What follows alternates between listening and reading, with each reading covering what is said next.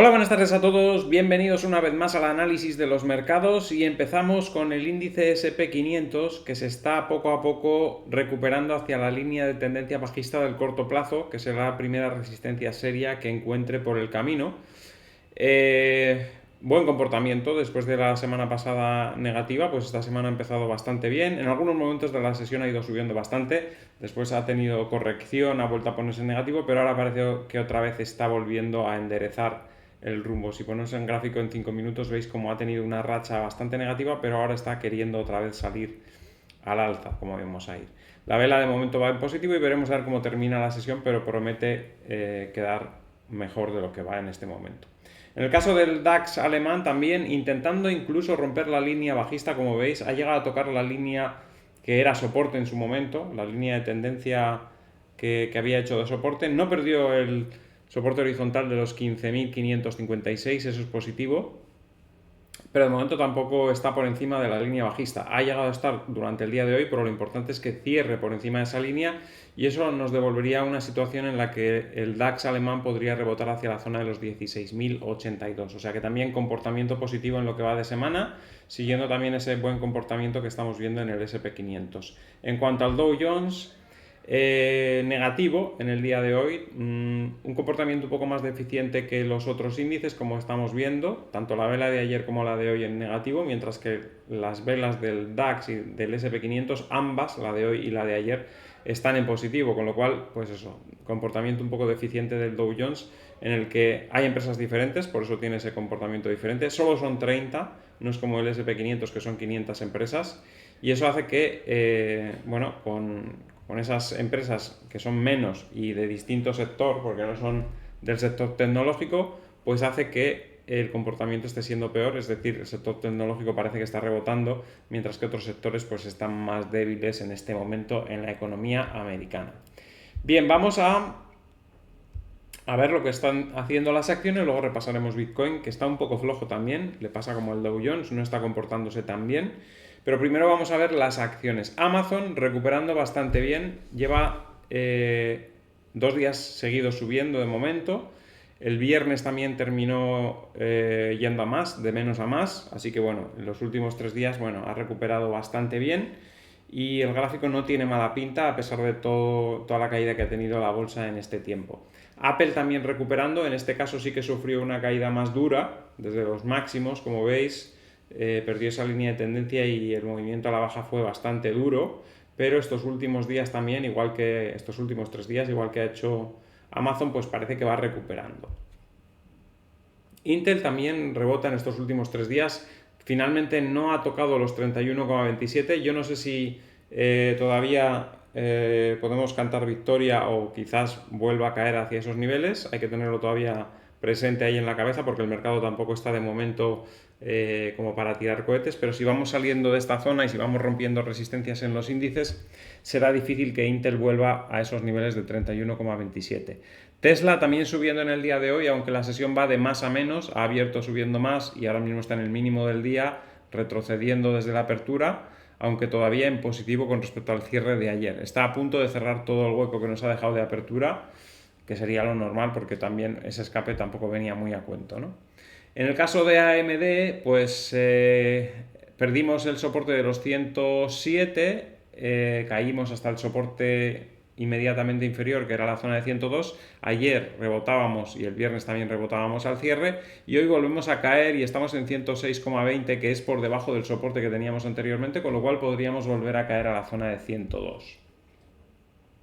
Alibaba también está floja estas últimas jornadas, tras la corrección no termina de levantar cabeza, así como otras hemos visto que sí que están recuperando en el día de hoy. Alibaba está en negativo y de momento pues tampoco da muy buenas sensaciones, parece que quizás quiera ir a rellenar este hueco que nos dejó aquí, lo cual estaría mandándonos hacia la zona de los 84,40 aproximadamente o más o menos, ¿eh? Globant subiendo, buen comportamiento, ya se comportaba también bien el viernes, a pesar de que el resto de acciones, pues el viernes no era un día demasiado positivo. En el caso de Globant sí lo fue y en el día de hoy vuelve a subir, envolviendo la vela del día anterior y con posibilidades de seguir subiendo hacia la zona de 190 en las próximas jornadas. Airbnb parece que quiere salir de esa corrección. La corrección, como decíamos ayer, había sido muy vertical y estamos en una zona de soportes importantes y debería haber un rebote que le llevase por lo menos, como mínimo, hacia la zona de los 133 aproximadamente.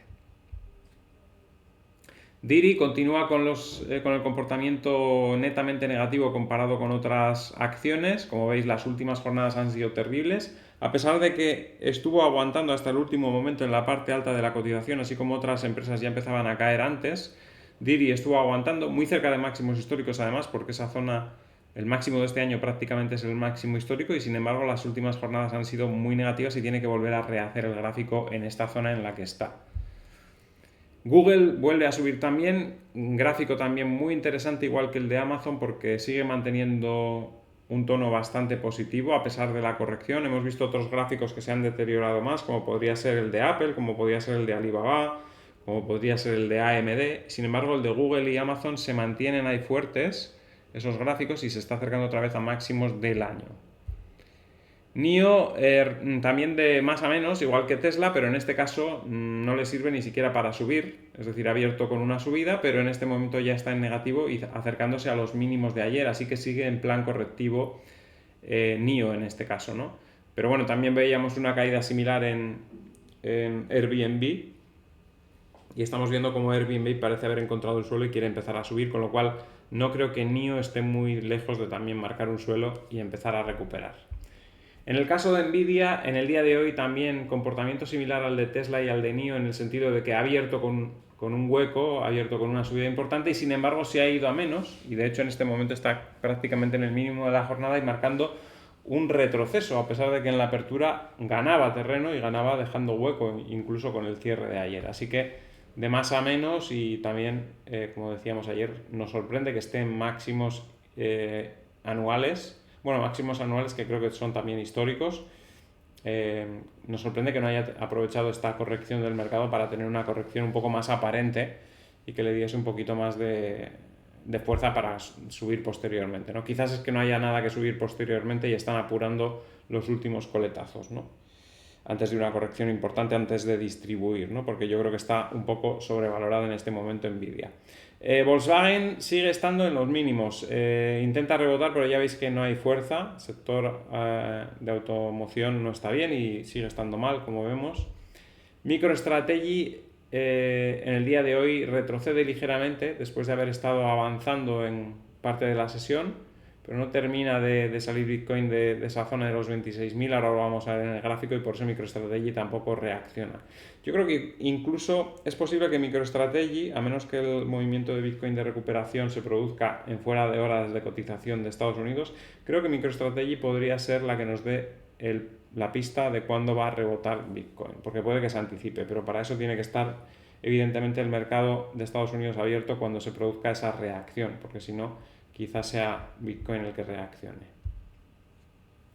Bitcoin, bueno, pues lo vemos ahí, las últimas jornadas está muy parado, 4 jornadas más o menos en esta zona de 26.000, la vela de hoy no es nada positiva, deberíamos estar intentando ya ir hacia la zona de los 27.000, viendo cómo están las bolsas, sin embargo no es así y además pues eso, a la mañana han empezado las bolsas muy bien, Bitcoin no ha aprovechado la subida y en el momento en el que a la tarde se ponían las cosas un poquito más tensas en la bolsa y teníamos un pequeño retroceso, pues ha tenido incluso movimientos que le han llevado a un mínimo de 25.945. Es decir, si no aprovechas cuando sube la bolsa, pues luego cuando baja tienes problemas, ¿no? Y es lo que le está pasando a Bitcoin. No está reaccionando cuando tiene que reaccionar y eso le está dejando en una situación un poquito comprometida. Yo creo que lo están intentando todavía dar un último meneo ahí en esa zona para ver si sale algún rezagado vendiendo, ¿no?